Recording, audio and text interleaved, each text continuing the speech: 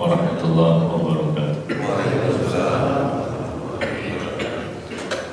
Alhamdulillah,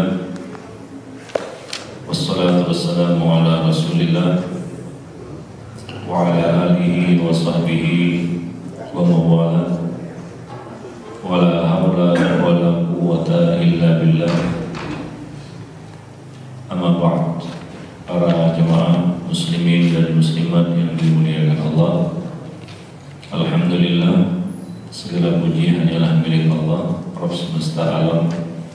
Salawat dan salam atas Nabi kita Muhammad sallallahu alaihi wasallam, atas keluarga beliau dan sahabat-sahabat beliau sampai hari kemudian. Jemaah yang dimuliakan Allah, pada kesempatan pagi ini kita akan membahas kembali tafsir dari surat Al-Qari'ah, surat yang ke-101. Kemarin sudah kita bahas tapi belum selesai. Firman Allah Subhanahu wa taala, "Fa amma man thaqulat mawazinuhu fahuwa fi 'ishatin radiyah wa amma man khaffat mawazinuhu fa ummuhu hawiyah wa ma adraka ma hiya narun hamiyah." Barang siapa yang berat timbangannya, timbangan kebaikannya, maksudnya timbangan kebaikan, maka dia akan berada dalam kehidupan yang memuaskan, yaitu surga. Isyatun radiyah itu adalah salah satu sifat surga, ya, yaitu kehidupan yang memuaskan. Wa amma man khaffat mawazinuhu, adapun yang ringan timbangannya, yaitu timbangan kebaikan, maka tempat kembalinya adalah hawiyah. Ini salah satu nama neraka. Tahukah kamu apa itu hawiyah? Hawiyah adalah neraka yang apinya menyala-nyala. Ayat-ayat ini menunjukkan kepada kita semua, ini salah satu perkara yang wajib kita imani, proses yang akan kita jalani di hari kemudian, di hari kiamat, yaitu setelah kebangkitan, kita dibangkitkan kembali untuk kehidupan yang kedua kali. Kita akan menjalani proses yang namanya penimbangan amal, bahwa amal kita akan ditimbang, kita akan menghadapi timbangan. Dalam ayat-ayat yang lain Allah mengatakan, wa naqahu mawazinal qista liyaumil qiyamah, kami akan meletakkan timbangan keadilan pada hari kiamat.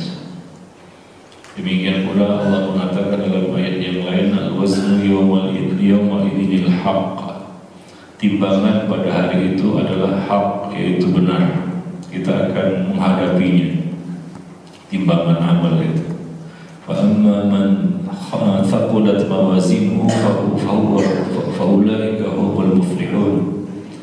Barang siapa yang berat timbangan kebaikannya, maka dialah orang yang beruntung. Wa amma man khaffat mawazinuhu fa ulaika alladziina khasiru anfusahum. Adapun yang ringan timbangannya, maka mereka lah orang-orang yang telah merugikan dirinya sendiri.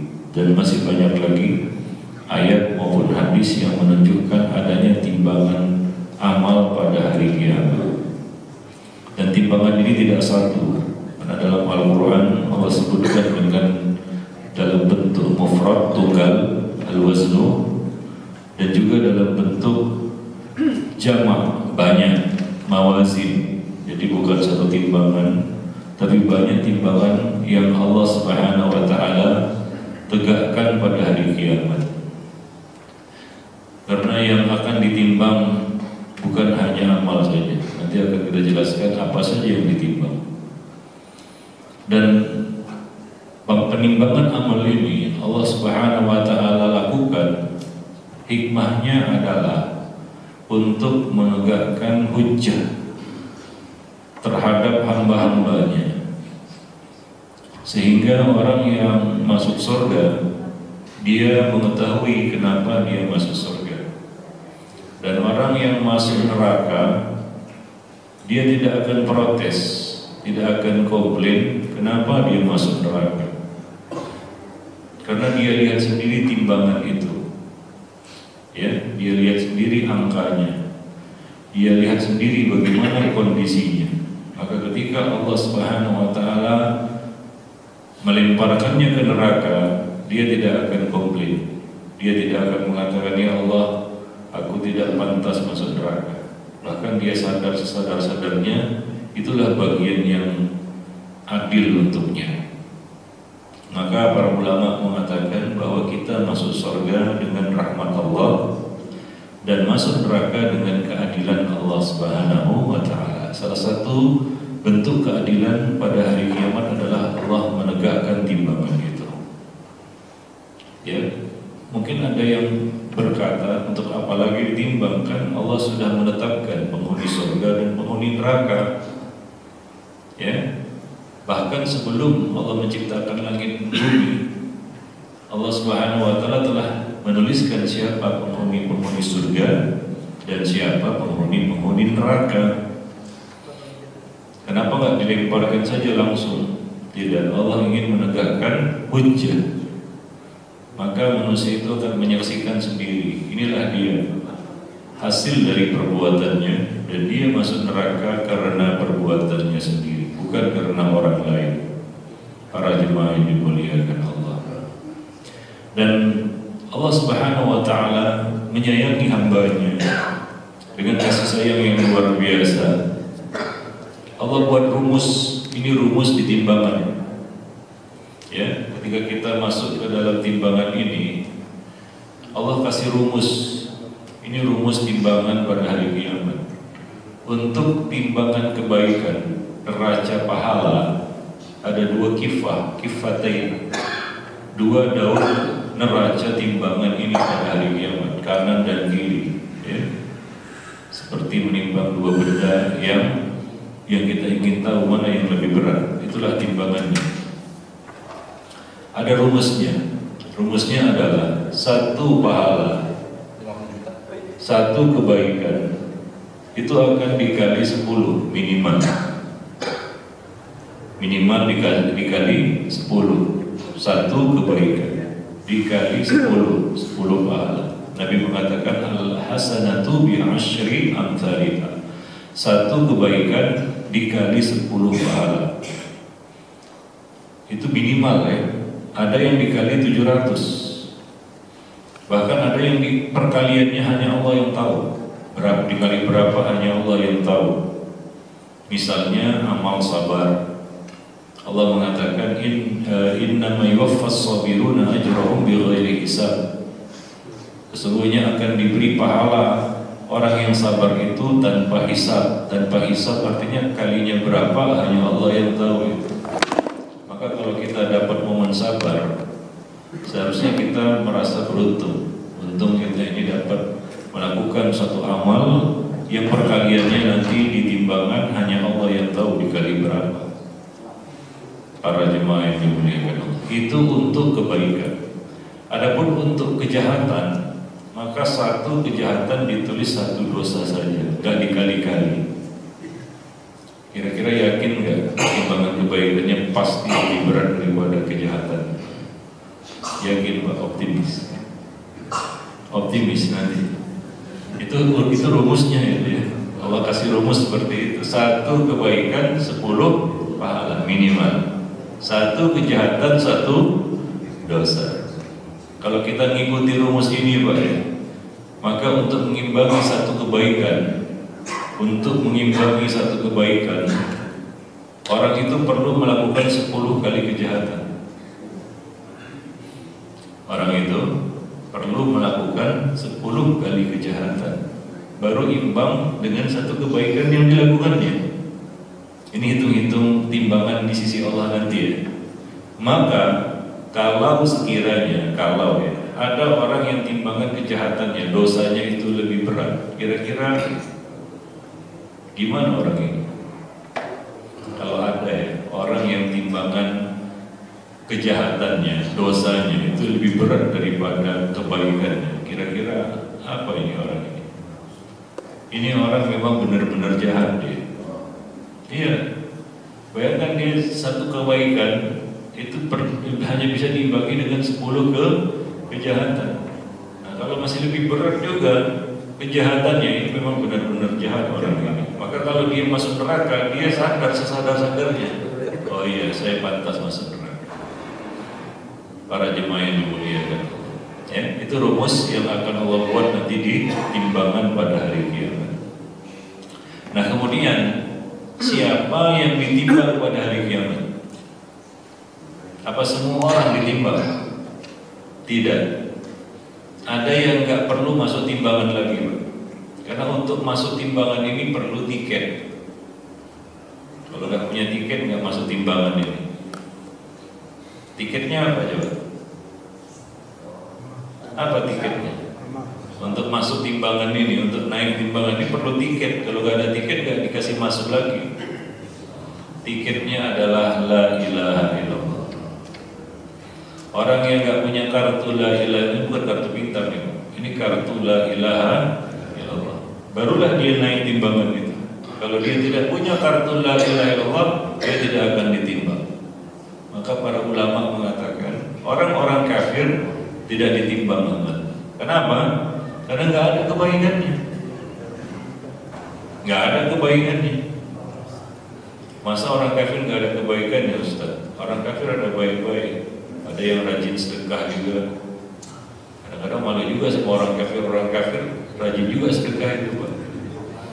Iya, coba lihat rumah ibadah mereka mewah-mewah juga. Ya, masa kita kalah ya, Pak?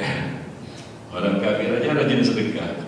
Kalau urusan sedekah itu bukan dominasi kaum muslimin saja. Ya, coba lihat orang-orang di luar Islam juga luar biasa. Sosialnya kan begitu ya. Kalau mereka untuk hal-hal yang mereka anggap baik, itu sedekahnya jor-joran juga ya. Itu orang kafir ya. Ada orang kafir yang suka bantu dengan tangan, ada. Ustaz, orang kafir kan banyak baiknya di dunia ya. Itu ada manfaatnya bagi mereka. Tapi karena mereka tidak punya la ilaha illallah, maka semua kebaikan itu tidak ada nilainya di sisi Allah Subhanahu wa taala. Tidak ada nilainya di sisi Allah Subhanahu wa taala. Maka dia tidak masuk timbangan lagi. Ya, dia tidak masuk timbangan lagi. Adapun orang muslim dengan kartu la ilaha illallah ini dia akan ditimbang. Maka dia punya peluang untuk masuk surga. Para jemaah yang dimuliakan Allah. Makanya kartu ini kartu sakti itu, kartu la ilaha illallah. Dengan la ilaha illallah, sekecil-kecil kebaikan, walaupun kebaikan itu sebesar biji sawi, maka bisa menjadi besar nilainya karena kartu itu. Karena la ilaha illallah. Sebesar-besar sebanyak-banyak kebaikan, tanpa kartu itu tidak ada nilainya di sisi Allah. Aba'an mansura, seperti debu yang diterbangkan angin, nggak ada bekas. Maka orang yang paling beruntung adalah orang yang mati dalam keadaan muslim. Itu orang sukses. Kalau ada saudara kita mati dengan mengucapkan ataupun di atas la ilaha illallah, ini sukses. Kalau kita ini belum tentu sukses. Wallahu a'lam. Kita bermohon, berharap mudah-mudahan kita sukses juga. Karena penentuannya sukses atau tidak itu pada saat-saat itu. Ya, kalau kita mati dengan membawa la ilaha illallah, sukses. Kalau tidak, maka ini orang yang paling rugi. Maka hidayah Islam itu luar biasa mahal.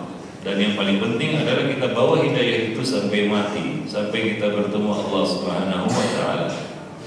Karena dengan la ilaha illallah itu kebaikan kita akan menjadi bermanfaat. Maka orang paling merugi itu orang mati tapi tidak di atas Islam. Apalagi murtad, wah itu luar biasa ruginya, itu 2 kali lipat ruginya. Dia sudah dapat hidayah Islam, dia lepas. Itu luar biasa. Ya. ruginya itu nggak kepalang tanggung, dia akan menyesali itu pada hari kiamat nanti. Ketika dia lihat kematian berada di atas, di depan matanya. Maka orang-orang kafir ya Pak ya, kalau dia masuk Islam, ya kalau dia mengucap syahadat la ilaha illallah, orang kafir ini, dia jadi mu'allaf, maka semua kebaikannya pada saat dia kafir, yang dia lakukan pada saat dia kafir itu dihitung, itu masuk timbangan jadinya. Ya, kalau dia mati dalam keadaan muslim, artinya jadi mu'allaf. Ada yang mu'allaf di sini. Maka semua kebaikannya dulu itu terhitung. Kalau tidak, nggak ada nilainya, nggak masuk itu. Makanya dulu itu Nabi bertetangga dengan seorang Yahudi. Ada keluarga Yahudi bertetangga dengan Nabi. Keluarga itu punya seorang anak muda. Anak muda ini, anak muda yang baik. Makanya saya katakan ada orang kafir yang baik, ada. Pemuda Yahudi ini kerap kali datang ke rumah Nabi untuk membantu Nabi, berkhidmat begitu, bantu-bantu, sukarela, gak dibayar. Dia bukan budak Nabi, dia bukan pelayan Nabi, tapi dia suka datang ke rumah Nabi bantu-bantu, berkhidmat untuk Nabi. Ini pemuda Yahudi. Suatu ketika dia gak datang, datang lagi, ya, gaib. Nabi bertanya, kemana anak muda itu yang biasa datang? Mereka menjawab, ya Rasulullah, dia sakit keras. Maka Nabi datang menjenguknya untuk mendakwahinya. Ya, karena ini sakit keras, kemungkinan kalau udah sakit keras katanya itu ya bisa-bisa mati kan begitu ya. Sakit itu kan pengantar kematian, mukodimahnya itu sakit. Mati itu mukodimahnya sakit. Kalau udah sakit-sakitan sudah masuk mukodimah lah itu. Ya. Kata dokter ada penyakit yang harus berobat sampai mati. Ada ya, penyakit harus berobat sampai mati. Itulah penyakit yang muncul 40 tahun ke atas. Kolesterol, asam urat, gula darah itu kan penyakit yang berobatnya sampai mati itu Pak, gak sembuh-sembuh lagi itu. Ya. Nah, pemuda Yahudi ini jatuh sakitnya sakit keras. Nabi datang menjenguknya untuk mendakwahinya kepada Islam.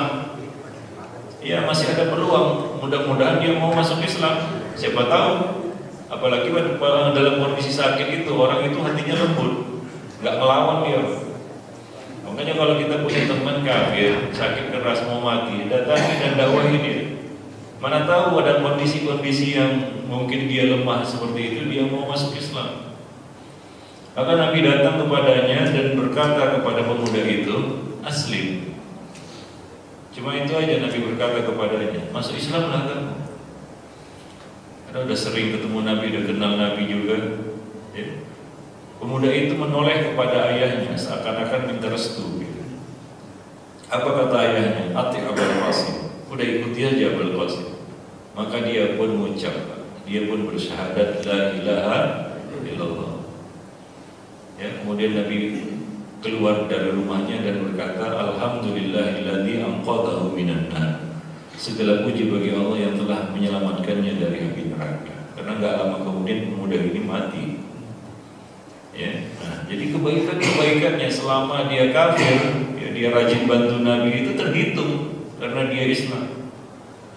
Nasib yang kebalikannya terjadi pada Abu Talib. Abu Talib kebaikannya luar biasa untuk Nabi, ya. Bukan hanya untuk Nabi, untuk Islam dan untuk kaum muslimin. Itu Abu Talib luar biasa, berjibaku untuk membela Nabi, mulai dari mengasuh Nabi sampai Nabi menikah, sampai Nabi berkeluarga, sampai menjadi Nabi. Dan setelah jadi Nabi itu Abu Talib berada di samping Nabi, jiwa, raga, harta benda, gak hitung-hitung. Itu Abu Talib kebaikannya luar biasa. Tapi satu saja dalam hidup Abu Talib ini yang kurang, ya. Apa itu? Ucap. Maka Nabi sangat ingin pamannya ini ucap itu, ya. Maka ketika Abu Talib sakit keras, Nabi datang dan berkata kepada pamannya ini, Ya ammi qul la ilaha illallah kalimatan uhaju bika laha indallah. Wahai pamanku, ucapkanlah la ilaha illallah, kalimat yang aku akan jadikan sebagai hujah untuk membelamu di hari kiamat di hadapan Allah. Tapi Abu Thalib gagal mengucapkannya. Maka kebaikan-kebaikannya tidak bisa menolongnya. Abu Thalib masuk neraka. Tapi karena memang Abu Thalib ini orangnya baik, maka Nabi tetap membantu Abu Thalib ini dengan memberikan syafaat kepadanya di neraka, bukan dikeluarkan ya. Orang kafir tidak akan keluar dari neraka. Apa syafaat Nabi kepada Abu Thalib? Abu Thalib menjadi penghuni neraka yang paling ringan azabnya. Itu syafaat Nabi itu. Dia dapat itu karena syafaat Nabi SAW. Kenapa Nabi memberikan syafaat kepada Abu Thalib, tidak kepada orang kafir lainnya? Karena Abu Thalib ini ada jasanya, para jemaah yang dimuliakan. Tapi sayang sekali kalau seandainya Abu Thalib ini mengucap ya, maka semua kebaikan yang dilakukannya pada saat dia kafir terhitung itu. Para jemaah yang dimuliakan Allah. Nah, jadi ini menunjukkan bahwa untuk masuk ke timbangan ini perlu kartu la ilaha illallah. Seperti yang saya sebutkan tadi, sekecil-kecil kebaikan akan menjadi besar nilainya dengan la ilaha illallah. Sebesar-besar kebaikan, sebanyak-banyak kebaikan, gak ada nilainya tanpa la ilaha illallah. Supaya kita tahu dan sadar betapa mahalnya dan pentingnya kartu la ilaha illallah itu nanti pada hari kiamat setelah kita mati. Jamaah yang dimuliakan Allah. Nah, kemudian apa yang ditimbang? Apa yang akan ditimbang pada hari kiamat? Ada 3 perkara yang akan ditimbang pada hari kiamat. 3 perkara yang akan ditimbang pada hari kiamat. Yang pertama bukan 1 ya, 3. Yang pertama yang akan ditimbang adalah amal. Amal akan ditimbang. Ya, amal akan masuk timbangan. Amal apa? Semua amal, bentuk amal. Amal itu macam-macam Pak. Ada 3 jenis amal. Amal lisan, amal anggota badan, dan amal hati. Namanya amalul qulub. Ini semua ditimbang. Baik amal lisan ditimbang. Nabi mengatakan salah satu dalilnya, contohnya adalah Nabi berkata kalimatani khafifatani alal lisani thaqilatani fil mizan habibatani ila rahman subhanallahil azim subhanallah wa bihamdihi wa subhanallahil azim. Ada 2 kalimat kata Nabi, 2 ucapan yang ringan di lisan tapi berat di timbangan. Jadi ucapan akan ditimbang, amal lisan akan ditimbang. Kalau kita ukur itu untuk satu amal ya, amal lisan. Kira-kira dengan amal lisan ini mana yang lebih berat nanti? Kebaikannya atau keburukannya? Wallahu a'lam. Dipakai untuk apa lisan itu? Ini akan ditimbang ini. Para jemaah yang dimuliakan. Yang kedua, amal jawari. Itu amal anggota badan. Anggota badan kita juga akan amal anggota badan itu akan ditimbang. Seperti Nabi mengatakan bahwa 2 perkara yang paling berat ditimbangan, salah satunya adalah husnul khuluq, akhlak mulia. Ya, itu akan ditimbang. Akhlak itu akan ditimbang. Kemudian yang akan ditimbang juga adalah amal al-qulub, seperti ikhlas, tawakal, ya, qanaah, roja, khauf. Ini semua akan ditimbang. Jadi semua amal, jenis amal akan ditimbang. Ya, Allah mengatakan banyak tadi ayat-ayat yang sudah kita baca ya, bahwa amal-amal kita ini akan masuk dalam timbangan. Ada satu kelompok dalam Islam yang mengingkari timbangan amal. Bagi mereka gak masuk akal amal itu ditimbang. Gimana amal ditimbang? Amal kan gak nampak. Ini kata orang-orang Mu'tazilah. Satu kelompok dalam Islam yang mengingkari timbangan amal adalah Mu'tazilah.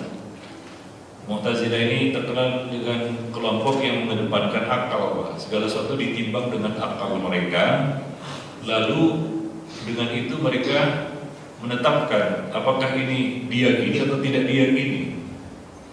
Maka mereka tidak meyakini adanya timbangan pada hari kiamat. Walaupun dalil-dalilnya banyak, bagi mereka gak masuk akal itu akal ditimbang. Gimana amal itu ditimbang?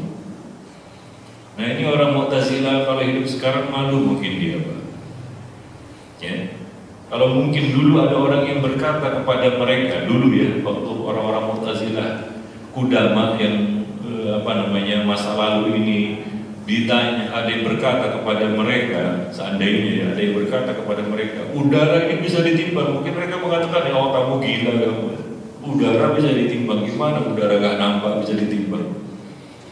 Mungkin dulu mereka akan mengingkari itu. Kalau mereka hidup sekarang, mereka tahu udara itu bisa ditimbang. Ada alatnya untuk menimbang berat dari udara ini. Ya, karena kan semakin canggih manusia sekarang ini, apapun sekarang bisa diukur, kan begitu ya.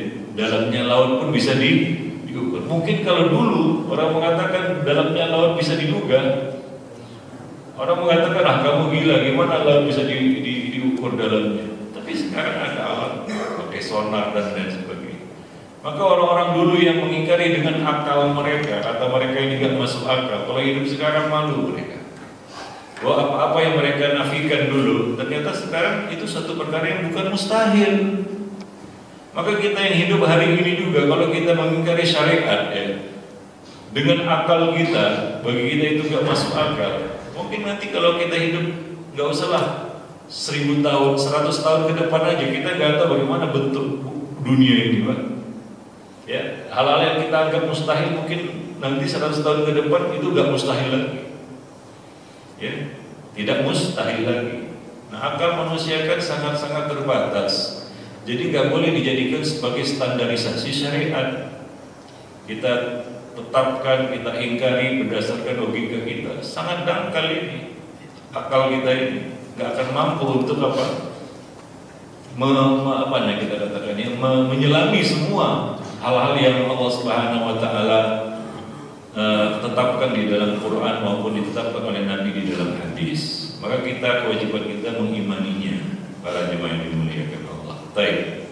Jadi Ahlus Sunnah wal Jamaah meyakini bahwa amal ini akan ditimbang. Yang menimbangnya Allah, timbangannya ada di sisi Allah Subhanahu Wa Taala. Itu yang pertama. Yang kedua, yang akan ditimbang adalah amil, yaitu orang yang beramal itu. Kita akan naik timbangan. Ini jenis timbangan yang kedua, yaitu yang menimbang orang yang beramal itu, amil itu. Artinya kita akan naik daun timbangan itu. Banyak dalil-dalilnya. Salah satunya Nabi SAW mengatakan, yu'ta bi rajulin samin yawmal qiyamah. Akan dibawa seorang laki-laki yang gede pada hari kiamat.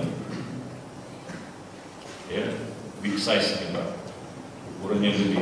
Fala yazinu 'indallahi janaha ba'udah. Tapi beratnya di sisi Allah tidak lebih berat daripada sayap seekor nyamuk. Jadi kalau mau berat timbangannya di akhirat nanti, timbangan badannya, bukan makan banyak-banyak.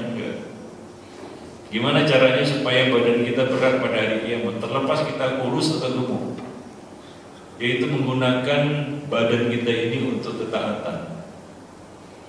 Karena badan ini juga akan dimintai pertanggungjawaban nanti pada hari kiamat terhadap pemiliknya. Nabi mengatakan, la tazulu qadama 'abdin yaumal qiyamah hatta yus'ala 'an arba'. Tidak akan bergeser tapak kaki seorang hamba hingga ditanya 4 perkara. Salah satunya adalah an jasadihi fima ablah, tentang jasadnya dari ujung rambut sampai ujung kaki, untuk apa dia gunakan. Kita akan mempertanggungjawabnya dan akan ditanya. Maka mata ini kalau digunakan untuk ketaatan berat timbangannya nanti. Tapi kalau selalu dipakai, lebih banyak dipakai untuk maksiat, maka timbangannya juga akan ringan. Tangan, kaki, lisan, telinga, semua. Akal, otak kita pun ditimbang. Dan otak ini kalau dipakai untuk melawan Allah terus, itu ringan timbangan otaknya. Para jemaah yang dimuliakan Allah. Nah itu ukurannya nanti pada hari kiamat. Maka laki-laki yang gede tadi ternyata beratnya tidak lebih berat daripada sayap seekor nyamuk. Mungkin nggak pernah orang nimbang sayap nyamuk itu, saking ringannya nggak muncul mungkin angkanya.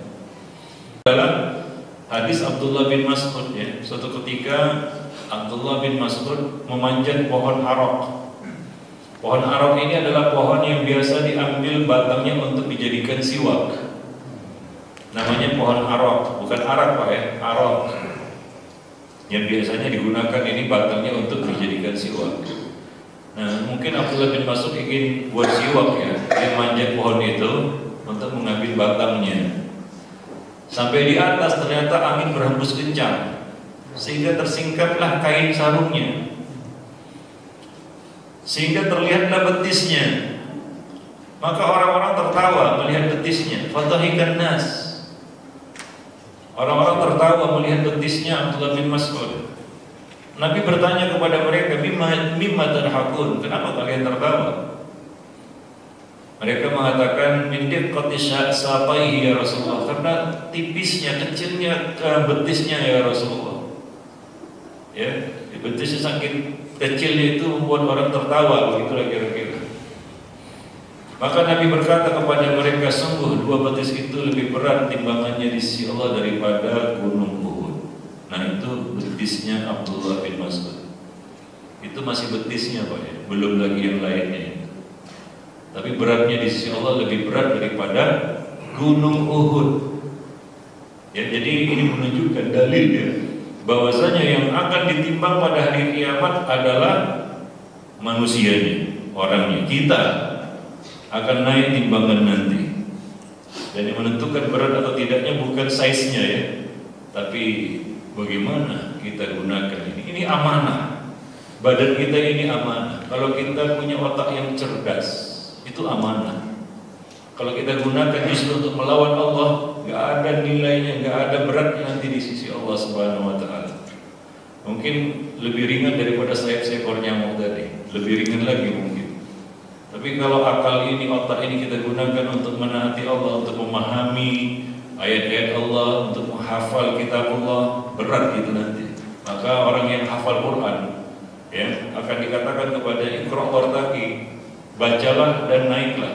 Sesungguhnya tingkatanmu adalah ayat terakhir yang bisa kamu baca. Maka otak ini kalau digunakan untuk kebaikan, ya, dia akan berat dia.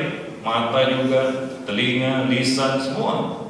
Jika kita akan naik timbangan itu, para jemaah yang dimuliakan Allah. Maka amanah badan ini adalah salah satu amanah yang besar dan berat. Jangan katakan, Ustaz, ini kan badan-badanku. Tidak, bukan badan kita ini. Ini amanah dari Allah, ciptaan Allah. Hanya Allah Subhanahu Wa Taala kuasakan kepada kita di dunia ini. Makanya badan manusia di dunia nurut sama manusianya. Nurut dia Pak. Lisan ini dipakai bohong, nurut dia. Tangan dipakai untuk mukul orang, nurut. Kaki digunakan untuk melangkah kepada tempat maksiat, nurut dia. Otak digunakan untuk melawan Allah, nurut dia. Tapi di akhirat gak mau nurut dia. Bahkan dia akan menentang manusia itu dan bersaksi, mengatakan, ya Allah, aku digunakan untuk ini. Gak bisa melawan kita. Dulu hari ini tunduk dia sama kita. Allah kasih kuasa memang. Tapi nanti di akhirat, ya, makanya ada orang di akhirat yang akan menyiksa dirinya dengan badannya sendiri. Ya, orang yang mengoyak-ngoyak mulutnya sendiri dengan tangannya, ya, dan demikian para jemaah yang dimuliakan Allah. Seperti orang yang mati bunuh diri, dia akan disiksa dengan cara dia bunuh diri. Kalau dia bunuh diri dengan memotong tangannya, maka dia akan memotong tangannya itu sampai batas waktu yang hanya Allah yang tahu, para jemaah yang dimuliakan Allah. Baik. Nah, jadi yang kedua yang akan ditimbang adalah badan kita. Ya, orang itu akan masuk timbangan. Yang ketiga, yang akan ditimbang juga pada hari kiamat adalah sahaiful amal, yaitu buku catatan amal. Buku catatan amal akan ditimbang. Makanya Allah menugaskan tiap hari berganti-ganti malaikat-malaikat yang mencatat amal-amal hamba. Bukan satu malaikat, berganti-ganti. Mereka aplusan siang dan malam, malaikat siang dan malaikat malam. Yang membawa buku catatan hamba kepada Allah Subhanahu Wa Taala.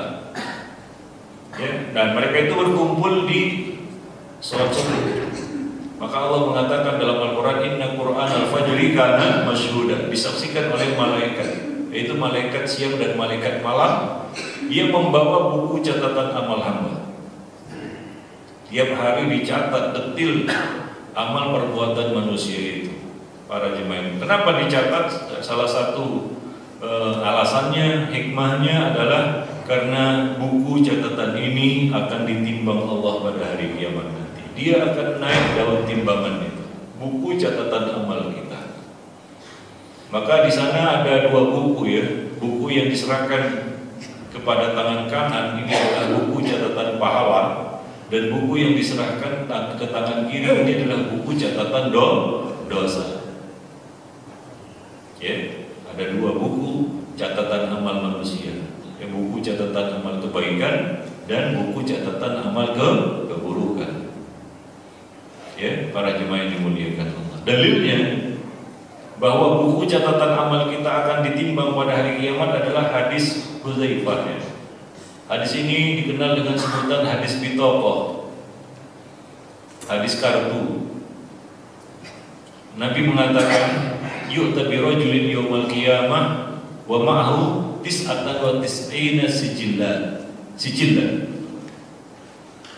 Akan dibawa seorang laki-laki pada hari kiamat, dihadapkan kepada Allah untuk naik timbangan, ya, dengan membawa 99 buku catatan kejahatan, 99 buku dosanya, ya, bukan satu, Pak, 99. Ya, setiap catatan atau buku dosa itu, ya, setiap sijil itu jauhnya ataupun luasnya, lebarnya buku itu sejauh mata memandang, maddal basar. Ya, itu satu buku, lebarnya Pak buku itu sejauh mata memandang. Itu satu buku, ini 99 buku. Itu buku, kalau kita ambil buku yang paling ringan aja Pak ya, itu udah berat ya. Bagaimana kalau lebarnya itu, panjangnya itu sejauh mata memandang? Alangkah besarnya buku itu.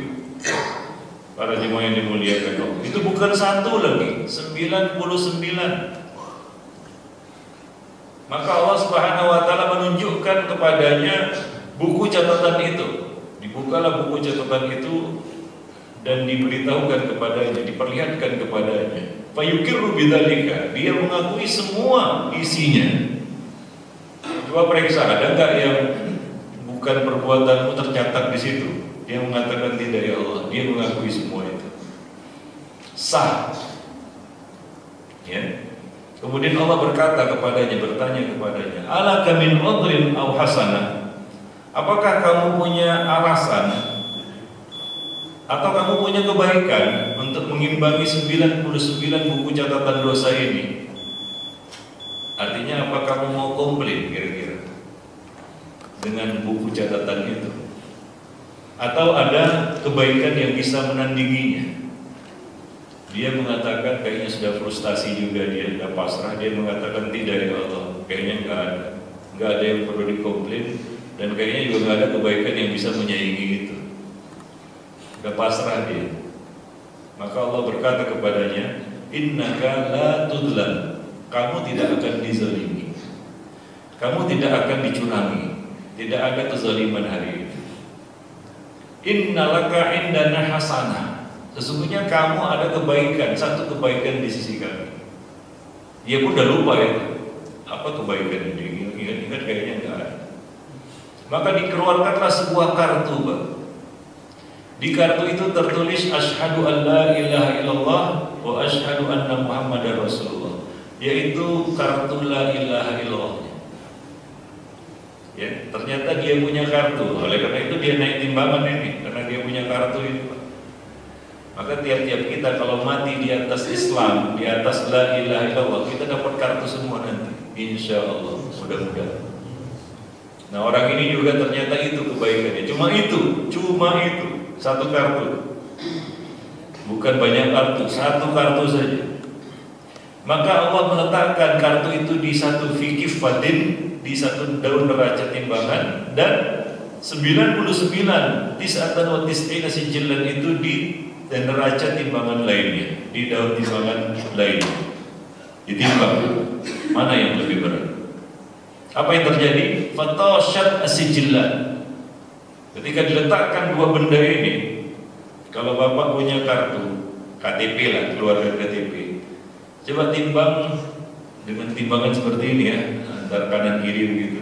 Coba timbang dengan buku yang paling ringan aja lah, Pak. Quran aja lah, Quran kecil atau buku kecil lah. Kira-kira apa yang terjadi dengan KTP itu, dengan kartu atau kartu pintar kayak apa kayak namanya ya? Kira-kira apa yang terjadi dengan kartu itu? Melenting Pak, terbang itu kartu. Bagaimana kalau 99 buku Pak? Ya apa beratnya kartu itu gitu.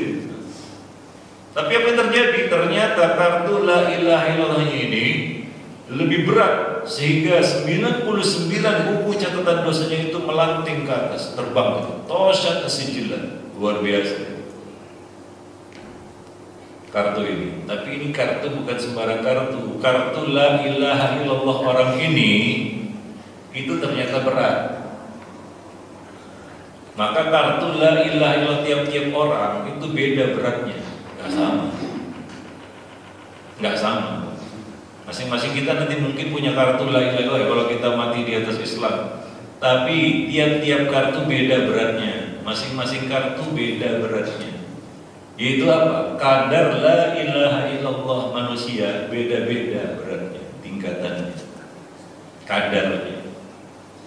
Semakin murni tauhid itu, semakin berat kartu itu pada hari kiamat. Ya, apalagi Allah mengatakan di dalam Al-Qur'an ya, innal ladzina amanu wa lam yalbisu imanahum bizulmin. Sesungguhnya orang-orang yang beriman, yaitu bertauhid la ilaha illallah, dan tidak mencampur adukkan imannya, tauhidnya dengan kezaliman, yaitu syirik, ulaika lahumul amn. Mereka lah orang-orang yang mendapatkan keamanan pada hari kiamat, ya, wa hum muhtadun, dan mereka lah orang-orang dapat petunjuk di dunia. Ya, yaitu tidak menyampur adukkan la ilaha illallah itu dengan syirik, besar maupun kecil, kecil maupun besar. Para jemaah yang dimuliakan Allah, maka semakin murni la ilaha illallah kita, semakin berat kartu itu pada hari kiamat. Maka ya, ada perkara-perkara yang bisa mengurangi nilai tauhid, ya, yang memperingan kartu itu ada.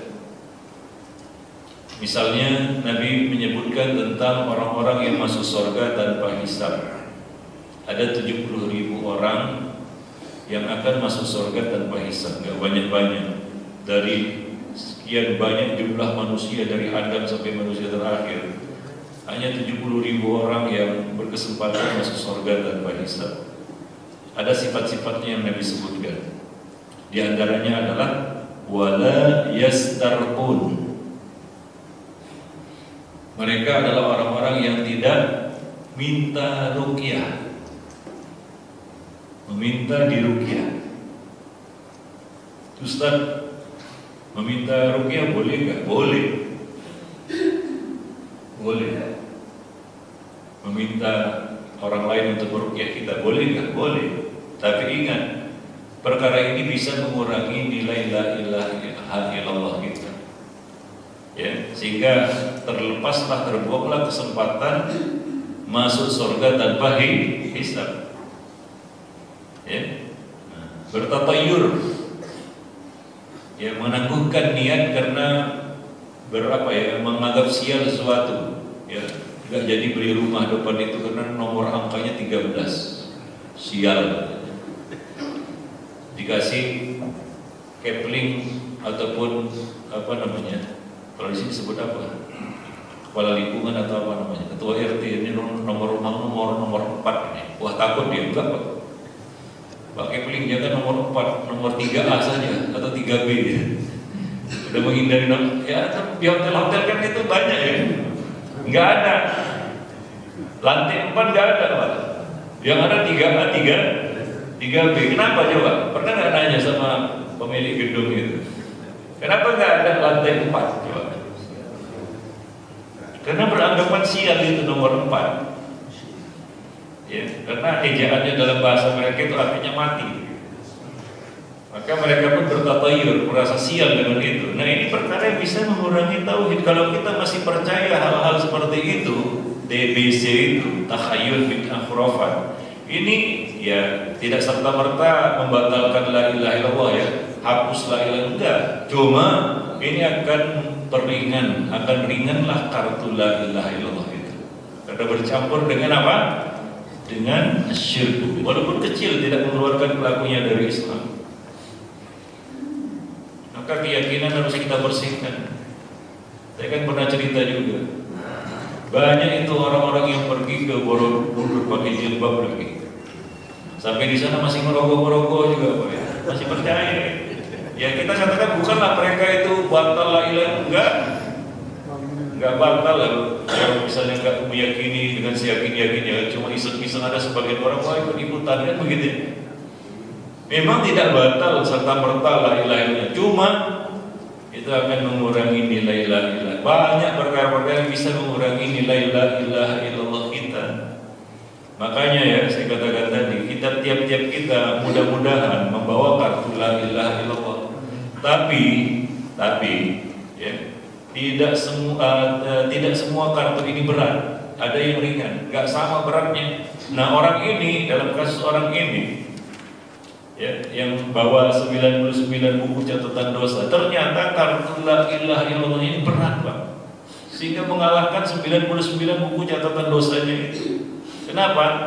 Karena buku catatan dosanya itu walaupun jumlahnya 99, gak ada satupun yang berkaitan dengan la ilaha illallahnya ya, dia termasuk orang yang tidak mencampur adukan ya la ilaha illallah dengan kezaliman. Artinya apa? Dengan syirik. Yang dimaksud dengan kezaliman itu adalah syirik ya. Ya, nah demikian para jemaah yang dimuliakan Allah. Itulah sebabnya ya kartu itu bisa mengalahkan 99 buku catatan dosa tadi. Dalam hadis qudsi Nabi mengatakan, wahai ibnu Adam, wahai anak Adam, sekiranya engkau datang dengan membawa dosa sepenuh langit dan bumi, tapi kamu datang dengan tidak menyekutukan aku dengan sesuatu yang lain, yaitu tidak berbuat syirik, maka aku akan datang dengan membawa ampunan sepenuh itu juga. Itu salah satu keutamaan tauhid para jemaah yang dimuliakan. Apa kata Nabi dalam hadis qudsi itu? Allah berkata, seandainya kamu datang dengan membawa dosa sepenuh langit dan bumi, ya, maka kami Allah akan datang kepada dan kamu tidak datang kepadaku dan tidak membawa dosa syirik, maka kami akan datang kepadamu dengan membawa ampunan sepenuh itu juga. Ya, para jemaah yang dimuliakan Allah. Maka dosa yang terbesar itu syirik memang. Allah tidak mengampuninya. Innallaha la yaghfiru an yushraka bihi wa yaghfiru ma duna dzalika liman yasha. Maka tanpa kartu itu apapun tidak akan bermakna.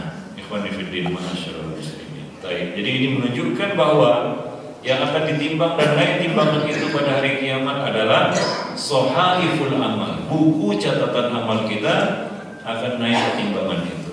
Para jemaah yang dimuliakan. Nah itu berkaitan dengan timbangan amal. Nah bagi yang berat timbangan kebaikannya, ya maka orang itu tadi beruntung dia bisa masuk surga dengan kartu itu. Ya, maka hati-hati dengan orang yang sudah mengucapkan la ilaha illallah. Jangan kita kafirkan dia, jangan kita keluarkan dia dari Islam tanpa hujah yang jelas. Ya, maka perkara yang tidak mudah mengatakan seseorang itu kafir jika dia sudah mengucap la ilaha illallah. Kata Nabi, terpelihara darahnya, hartanya dan kehormatannya dengan kalimat itu.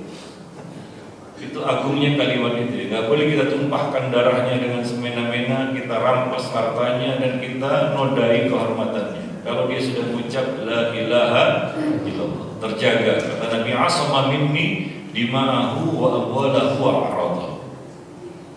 Itu kalimat la ilaha illallah. Para jemaah yang dimuliakan Allah. Baik.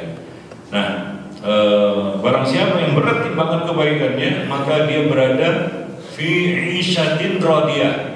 Nah ini kita sebutkan tadi ya, bahwa ini salah satu sifat surga. Surga itu disifatkan Allah isyatun radiyatun.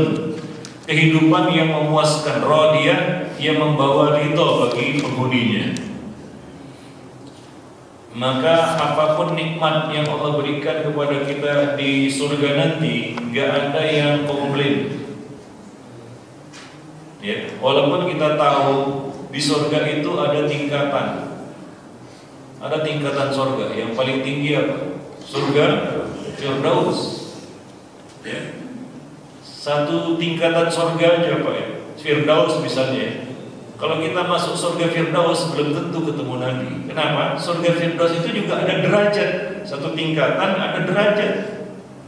Antara satu derajat dengan derajat di atasnya seperti antara bumi dan bintang-bintang di langit. Itu satu derajat. Itu ada ratusan derajat. Itulah tingkatan surga.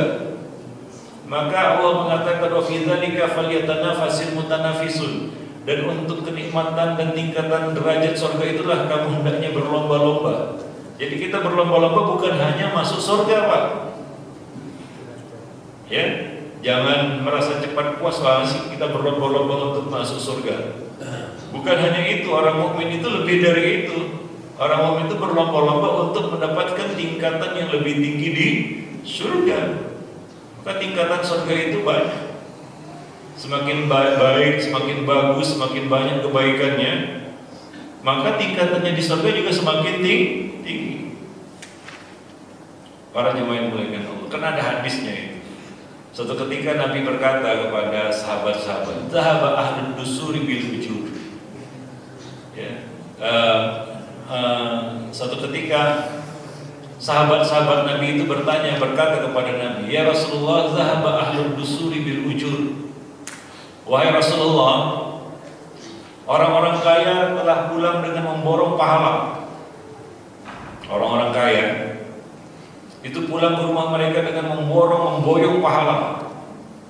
Ini orang miskin ini, orang-orang miskin di zaman Nabi ini ya. Mereka jealous itu ya, apa namanya jealous ini? Iri lah begitu ya, keki lah. Dengan orang-orang kaya. Kenapa? Orang-orang kaya ini pulang ke rumah mereka dengan memborong pahala. Kenapa? Mereka sholat seperti kami sholat, mereka puasa seperti kami puasa, tapi mereka bersedekah kami gak bisa. Berputar di situ kan, mau nulis berapa dia bingung. Nah, orang kaya bisa nulis sesukanya dia, ya kan? Mau berapa ditulis orang kaya kan begitu, bisa bersedekah dengan angka yang dia inginkan. Nah, orang-orang miskin di zaman Nabi itu jealous, ya keki dia, iri dia dengan orang-orang kaya itu. Orang-orang kaya ini pulang dengan memborong pahala. Tadi 10 juta aja udah diborong. Ya kan, nah, yang miskin-miskin gimana ini? Itu kata orang miskin di zaman Nabi itu. Ya, jadi orang miskin di zaman Nabi itu iri dia dengan orang kaya bukan karena hartanya, bukan Pak, tapi karena sedekahnya. Mereka bisa bersedekah, kami nggak bisa. Maka Nabi pun mengajari mereka sebuah amal. Maukah kalian melakukan satu amal yang bisa menyaingi itu? Mereka mengatakan tentu saja Rasulullah. Maka Nabi mengatakan habis sholat jangan pulang, zikirlah la subhanallah 33 kali, alhamdulillah 33 kali, Allahu Akbar 33 kali.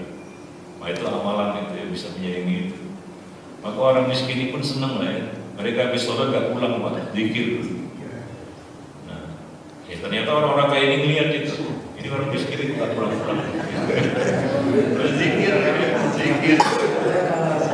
Nah, orang kaya ini pun melakukannya juga Pak.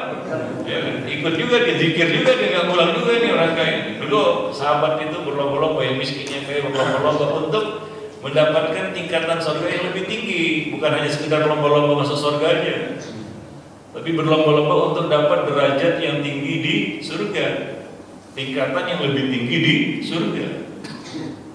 Ya, maka orang-orang kaya ini pun melihat, wah, kalau gitu kita zikir juga. Nah, orang-orang miskin ini melihat orang-orang kaya itu ikut zikir juga, melapor lagi dia. Melapor lagi mereka datang, ya Rasulullah, mereka juga ikut zikir ya Rasulullah. Ini gimana lagi ini? Gimana lagi supaya bisa menyamai itu? Ya. Tapi berzikir mereka ikut berzikir juga. Maka apa kata Nabi SAW? Dzalika fadlullah yu'tihi may yasha. Itulah dia karunia yang Allah berikan kepada siapa yang dikehendaki. Jadi orang kaya itu juga kehendak Allah. Ya, artinya mungkin karena kita dermawan, baik hati, Allah pilih kita jadi orang kaya. Ya, karena mungkin kami dermawan, dikasih mudah jadi kaya ya. Tapi kalau orang pelit, bakhil, jikir bin kedekut kan begitu ya. Mungkin diserahkan juga rezekinya kan begitu para jemaah yang mulia gitu. Mungkin Allah ini nggak pantas jadi orang kaya, jadi orang miskin aja. Karena orang-orang miskin ini kan banyak berharap jadi orang kaya, tapi belum tentu kalau dia kaya dia bisa dermawan seperti orang kaya itu. Maka kadang-kadang saya heran juga sebagian orang mengomentari orang-orang kaya, misalnya Raja Salman dikomentari begitu ini gitu kan gitu ya. Ya bisa lah kita komentari karena kita posisinya sekarang seperti ini, ya kita komentari dia.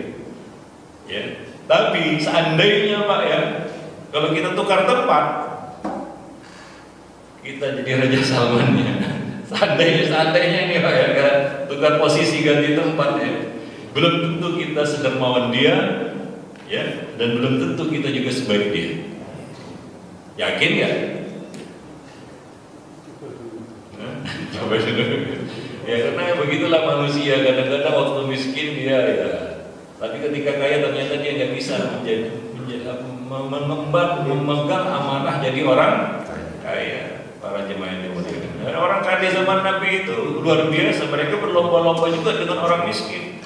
Dalam hal apa? Beramal. Mereka nggak mau ketinggalan kereta lah istilahnya. Orang miskin berbuat itu mereka juga ikut berbuat. Ya, beramal itu mereka juga beramal. Tapi mereka punya keunggulan, mereka bisa sedekah. Orang miskin nggak bisa. Para jemaah yang dimuliakan karena nggak punya harta, ya maka para sahabat dulu berlomba-lomba untuk itu. Maka Nabi mengatakan tadi apa? Dzalika fadlullah yu'tihi may yasha. Itulah karunia yang Allah berikan kepada siapa yang dikehendakinya. Ya, ikhwani fiddin ma'asyiral muslimin rahimani wa rahimakumullah. Baik. Maka kehidupan surga disifatkan oleh Allah sebagai kehidupan yang memuaskan dengan tingkatan surga yang ada. Artinya apa? Kalau kita dapat surga kebetulan lebih rendah daripada saudara kita, ya, maka orang itu tidak akan jealous, tidak akan hasad iri di surga nanti. Waduh, si fulan, ya, nggak ada yang komplain ya Allah, kayaknya bidadari saya nggak secantik si fulan, nggak ada. Orang itu akan puas dengan nikmat yang Allah berikan kepadanya di surga. Karena apa ya? Nikmat di dunia ini menjadi kecil gara-gara kita hasad. Iya, padahal udah nggak kurang-kurang Pak. Tapi karena ada hasad itu ya, karena melihat rezeki orang, karena melihat kekayaan orang, jadi kita merasa nggak nikmat gitu. Padahal udah lebih-lebih meluber pun Allah berikan kepada kita. Tapi ketika kita lihat rezeki orang kayaknya kurang gitu ya, kayaknya gitu ya. Itu dia. Ya, seenak-enaknya lah hidup di dunia ini pasti ada yang namanya kurang Pak ya. Nah itu di situ kurangnya. Karena seberapapun banyak Allah berikan kepada kita, kehidupan dunia ini memang gak memuaskan. Itu dia. Gak membuat kita puas. Itu sifatnya. Makanya Nabi mengatakan dalam hadisnya, kalau anak Adam itu dikasih satu lembah, dia cemas ya. Dia cari lembah yang kedua, dapat dua, cari yang ketiga, nggak ada puasnya. Karena kehidupan dunia ini bukanlah kehidupan yang memuaskan. Ya kan? Nggak puas, dapat satu istri mau dua kan begitu. Baguslah. Kayak begitu dia. Para jemaah tidak memuaskan. Nah, tapi kehidupan di surga Allah mengatakan isyatun radiyah, kehidupan yang memuaskan. Di dunia ini kadang-kadang kita selera durian, durian itu enak tapi kita gak selera makan durian, kan begitu. Apalagi kalau udah sakit-sakit. Ya kan, ini durian itu enak kata orang ini. Tapi kita nyiumnya aja mau muntah. Itu di dunia. Perkara yang katanya enak jadi nggak enak bagi sebagian orang, walaupun dia kaya raya. Ada orang yang berkecukupan, duitnya banyak, tapi pantangannya banyak juga Pak. Gak boleh makan ini, gak boleh makan itu, padahal duitnya banyak. Iya kan? Di dunia seperti itu, tapi di akhirat nanti di surga ya, kehidupan surga itu Allah sifatkan isyatun radiyah. Sebagai contoh, hidangan pertama masuk surga itu adalah hati ikan. Ini adalah perkara yang ditanyakan oleh orang-orang Yahudi kepada Nabi. Orang-orang Yahudi di Madinah ingin ngetes, ini Nabi bener nggak? Jangan-jangan Nabi palsu. Lalu mereka mengumpulkan dari kitab suci mereka ada 3 perkara yang hanya diketahui oleh seorang Nabi. Kalau dia Nabi pasti tahu, itu kira-kira ini. Ada 3 perkara ya. Maka mereka menanyakan 3 perkara itu. Salah satunya ya, salah satunya. Jangan tanya yang kedua ketiga ya. Salah satunya. Mereka bertanya kepada Nabi, apa hidangan pertama penghuni surga? Ini ngarang-ngarang kan nggak bisa, pecel nggak bisa. Apa hidangan pertama penghuni surga? Kata orang-orang Yahudi ini kepada Nabi. Maka Nabi menjawab, hidangan pertama penghuni surga adalah kabidul hut, hati ikan. Apa? Hati ikan. Nah itu hidangan surga yang pertama kali dihidangkan ya kepada penghuninya. Kalau kita masuk surga nanti Pak ya, maka akan dihidangkan pertama kali itu. Ini berdasarkan hadis ini. Itu orang Yahudi pun tahu itu. Orang Yahudi saja tahu itu, bahwa itulah dia hidangan pertama penghuni surga. Mungkin ada yang nyelutup nih. Saya pernah nyampaikan di sini ada ibu-ibu yang protes. Ustaz, aduh gimana dia? Saya nggak doyan ikan. Lalu saya bilang musibah itu.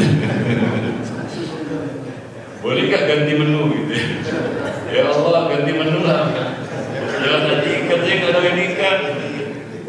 Ikan musibah ini. Ada orang yang nyium ikan aja muntah Pak. Jangan kemakan Pak. Nyium ada yang melihat aja mau muntah dia. Iya. Apalagi yang apa namanya yang alergi masakan ataupun masakan laut ya, bahan-bahan dari laut ya, ikan, wah itu mau muntah dia, nggak bisa ya. Enak yang doyan sushi ini, sashimi, mentah pun oke kan gitu. Ada yang bertanya seperti itu, Ustaz gimana kalau saya nggak doyan ikan? Saya katakan di surga, yang nggak doyan pun jadi doyan. Nggak ada ceritanya saya nggak doyan ikan kemudian nolak hidangan pertama itu, enggak. Semua akan makan dan semua akan suka. Kenapa? Karena kehidupan di surga itu adalah kehidupan yang memuaskan. Isyatun radiyah. Nggak ada susah, nggak ada hasad, nggak ada duka, nggak ada mengeluh, nggak ada lagi aduh, nggak ada. Itu di surga. Aduh, nggak ada. Karena dia kehidupan yang memuaskan. Para jemaah yang mulia, itulah sifat surga. Ya kita tahu itu aja sifat surga sudah, aduh gimana ya rasanya. Itu satu yang gak akan ada bandingannya ya, komparasinya dengan nikmat-nikmat dunia ini. Ya, nikmat dunia ini dapat istri yang sudah super cantik, melihat istri tetangga lebih cantik lagi kelihatannya. Nah, maka ada perkataan rumput tetangga pasti terlihat lebih hijau daripada rumput sendiri. Para jemaah yang begitu. Tapi kalau di surga nanti kita dapat bidadari, kita nggak akan komplain sama Allah, ya Allah, kenapa bidadarinya lebih cantik daripada bidadari saya? Enggak. Walaupun bidadari itu nggak sama semua seragam mukanya, wajahnya, enggak, beda-beda. Ya, maka ada orang yang disuruh milih bidadari, Pak. Ada. Siapa dia? Orang yang disuruh pilih bidadari ini menunjukkan dalil ya, bahwasanya bidadari itu nggak sama seragam. Jangan tuh bayangkan bidadari semuanya sama seragam gitu, mukanya, wajahnya itu enggak sama. Beda-beda. Kayak orang kembar gitu Pak ya, semuanya sama enggak? Beda-beda. Dalilnya apa? Dalilnya ada orang yang disuruh pilih bidadari. Wah, ini baru mantap itu Pak, disuruh pilih bidadari gitu ya. Dijejer bidadari itu, lalu kita disuruh milih. Nah, bayangkan antum, Pak, di depan kita ini ada Miss Universe semua. Lalu kita suruh milih. itu mencium aja sudah oke lah kan itu ya. Ya demikian. Ini bidadari sorga ini. Disuruh milih siapa dia? Nabi mengatakan dia adalah orang yang bisa menahan marah ketika dia mampu melampiaskan marahnya itu. Ya, orang yang menahan marahnya ketika dia mampu untuk melampiaskan marah. Itu paling berat itu. Kalau kita mau marah nggak mampu melampiaskannya, ya wajar lah Pak ya. Misalnya sama atasan, mau marah gimana, takut dipecat kan begitu ya. Ya udahlah, dongkol aja lah gitu ya. Nggak bisa kita lampiaskan marah kita. Tapi kalau sama bawahan, sama orang, baik bisa aja kita lampiaskan marah kita kan begitu ya. Ngamuk pun bisa. Tapi kalau dia menahannya, ketika dia mampu melampiaskan marah itu, maka Allah akan memanggil namanya pada hari kiamat. Kemudian Allah menyuruhnya untuk memilih bidadari yang dia suka. Kemudian Allah mengawinkannya dengan bidadari-bidadari itu. Dia pilih custom ini. Yang ini. Dikawinkan sama Allah dengan bidadari. Itu dalil bahwasanya bidadari itu enggak sama satu sama lainnya. Kalau sama ngapain disuruh milih? Sama aja lah. Ya, maka ada bidadari berbeda-beda. Nah, tapi orang itu nggak akan komplain dia karena melihat bidadari orang lain lebih cantik daripada bidadari dia. Nah, itu kehidupan di surga. Cuma ada di surga itu. Ya, orang itu bisa puas dengan apa yang Allah berikan kepadanya. Di dunia kita udah banyak diberikan, digelontorkan rezeki, tapi kita nggak puas-puas juga. Iya kan? Dapat mobil sudah cantik kali, sudah mewah, sudah lihat mobil orang. Pingin juga kan begitu. Makanya dapat satu beli dua, dapat dua beli tiga. Ya udah kata bapak tadi ya, ini lagi diurus ini Pak ya. Ini berapa tadi Pak? 100. Waduh. Itu buat musola di ujung apa sana itu Pak. Ya, di kota gini ya. Itu sekali majelis itu. Ya. Itu saya tinggal di kota wisata Pak ya. Sana Masjid Darussalam, saya tahu Masjid Darussalam. Itu kan pembangunan juga ya. Itu saya lihat infaknya itu luar biasa ya. Sudah mau lagi pembangunan dan mau jadi sudah ini rencananya itu mereka selesainya itu Ramadan itu sudah beroperasi. Padahal penggalangannya baru Ramadan kemarin. Dan besar itu planningnya saya lihat itu. Kemarin Ramadan kemarin itu ada infaknya itu bawa mobil Lexus atau apa gitu, dikasihnya kuncinya aja Pak. Nah, itu udah diumumkan lah sama BKM itu alhamdulillah ada yang berinfak 1 unit mobil. Siapa yang mau beli harganya ataupun hasil penjualannya akan jadi infak. Itu bawa mobil itu Pak. Bukan mobil kacang kaleng-kaleng, bukan. Mobil Lexus saya lihat itu ya. Luar biasa itu. Semangat di sana itu ya. Sedekah ya, di Masjid Darussalam itu mungkin jadi motivasi juga kita di sini. Ya, entah motor kayak, entah sepeda kayak gitu ya. Brompton tapi. Satu Brompton parkir di situ. Nah, saya penjualannya untuk selesai itu Pak. Separuh itu, ya, 50% itu. Kalau 2 Brompton ya selesai lah udah. Sepedanya Pak ya. Demikian. Allahu a'lam. Nah, demikian saja para jemaah yang muliakan Allah, yang mudah-mudahan bermanfaat bagi kita semua. Ya, lebih dari kurang saya mohon maaf. Dan kita mudah-mudahan bisa bertemu lagi di tahun depan. Ya, waktu sangat cepat berjalan, enggak terasa Pak ya. Ini sudah 20 tahun dari tahun abad milenium. Tahun 2000. Mungkin Bapak masih ingat tahun 2000 kemarin sedang apa yang dilakukan, di mana, bagaimana, mungkin masih ingat ya.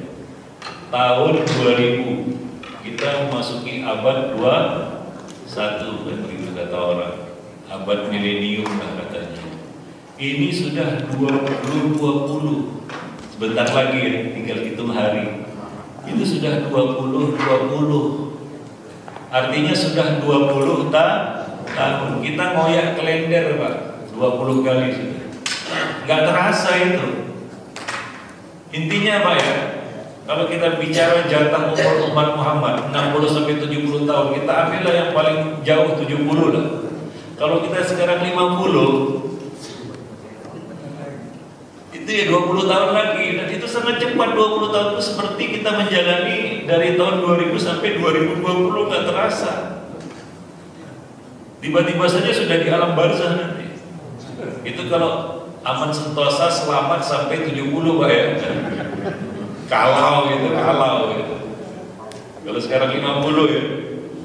Jadi saya 50 Pak. Ya, artinya kalau ikuti jatah 20 tahun lagi, ya selesai sudah.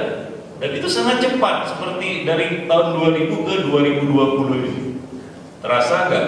Kayaknya seperti tidur aja gitu. Bangun tiba-tiba sudah 2020.